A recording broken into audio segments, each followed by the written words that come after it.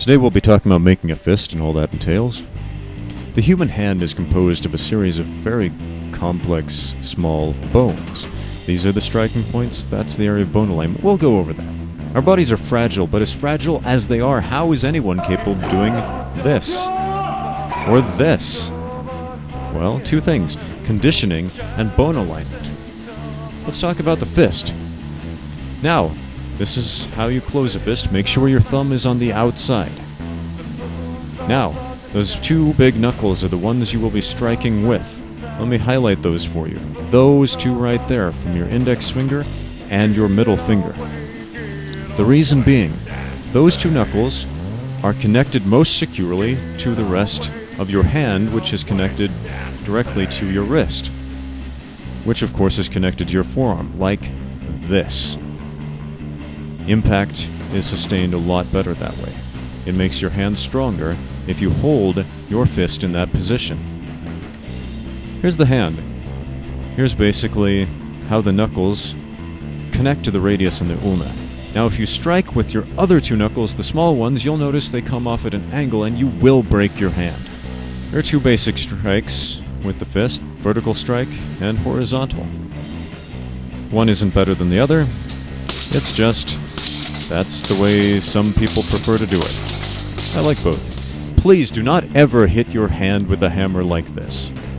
Now, conditioning is the process of developing scar tissue on the striking points of the bones. Now, this is accomplished through the gradual application of pressure and impact. Traditionally, hands are conditioned by striking hard objects and applying pressure through exercises like this.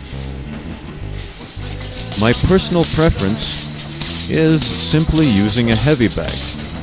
If you're starting out, make sure you're using gloves or tape up your hands, and we'll talk about that right now. Here's a canvas wrap. It's a common method of wrapping up your hands for practice or sparring. The purpose of wrapping up your hands is to reinforce your wrist and to reinforce the connection between your knuckles and the wrist, which connects it to the rest of your arm, which connects the strike to the rest of your body. Now, there's no one right way to wrap a wrist with a canvas wrap. Basically, what you'll want to do is make sure that you wrap your wrist securely, not too tight. Make sure to flex your fingers, hold them out there, hold them as far apart as you can the whole time you're wrapping. Occasionally clench your fist to check how it feels. Make sure it's not cutting off your circulation.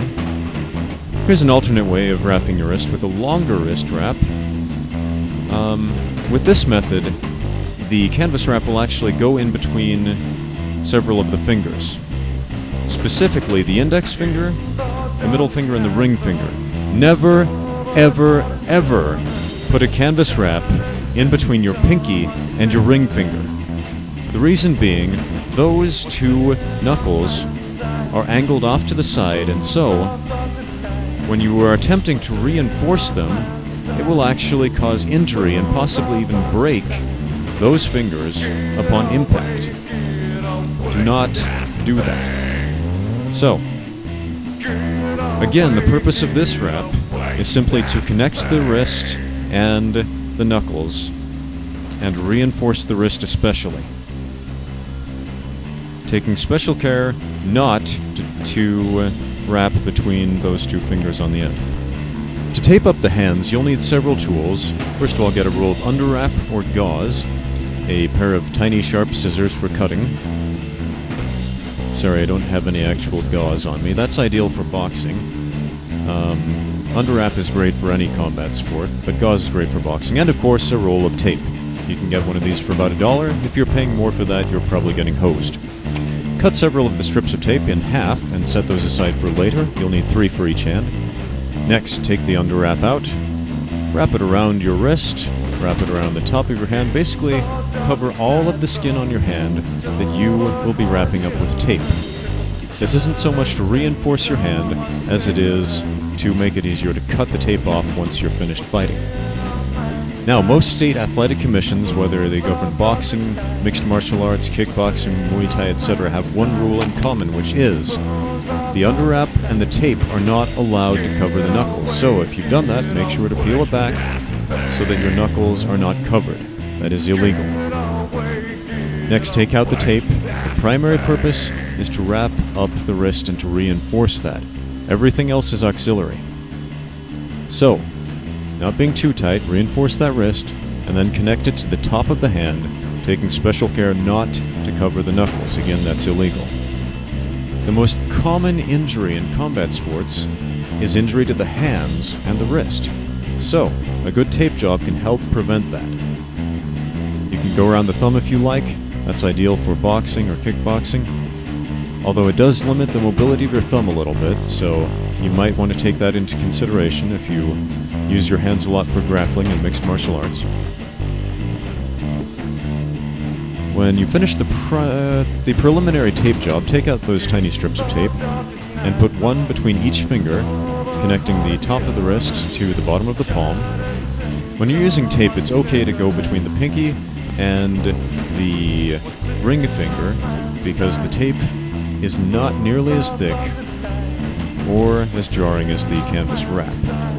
Next, take out another piece of tape and secure those small ones in place around the top of the hand, and then connect that finally to the wrist. Hey, there's my pet bird. Go around the wrist as many times as you need. A tape job, there's no one way to do it. It's all about what feels right on your hand and what secures your hand the best for the kind of fight you're doing. There you go. Check it out, see if it works. Thanks for watching. Now get out there and train.